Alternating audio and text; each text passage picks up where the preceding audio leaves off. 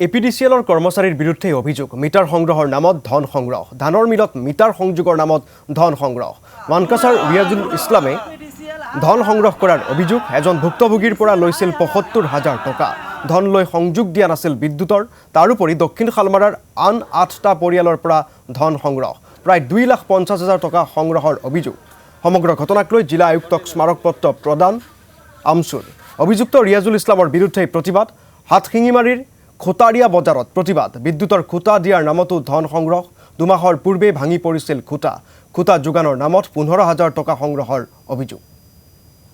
২-৩ মাহ ধৰি এটা কাৰেণ্টৰ খুটা ভাঙি গৈছে যোৱাৰ পিছত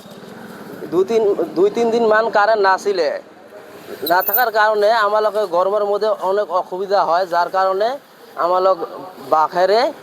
তাৰটো আকৌ লগাইছোঁ লগানোৰ পিছত এই ৰিয়াজুলক এদিন কল কৰিলোঁ মই কল কৰাৰ পিছত ৰিয়াজুলে ক'লোঁ যে আমাৰ খুঁটাটো ভাঙি আছে আজি বহুত দিন ধৰি তো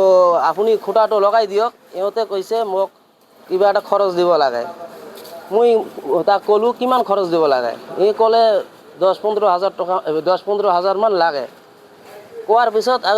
গোটেই দোকানদাৰৰ পৰা ২০০-৩০০ কৈ লৈ কেনে তাক পইচা দিয়া হৈছে ১০,০০০ দিয়া হৈছে আৰু ৫,০০০ চাইছে আর কি কৈছে পিছত দিব লাগিব আমি কৈছোঁ ঠিক আছে কামটো কৰি দিয়ক কৰি দিয়াৰ পিছত আৰু ৫,০০০ টকাটো দিয়া হ'ব কিন্তু ২-৩ মাহ হৈ গ'ল এতিয়ালৈকে খুঁটা গাড়া নাই আৰু কোনো ব্যৱস্থাও লোৱা নাই বৰ্তমান বাঁহৰে চলাই আছোঁ কাৰেণ্টটো বা গাড়ী দি তাৰটো তাতে বান্ধি দিয়া হৈছে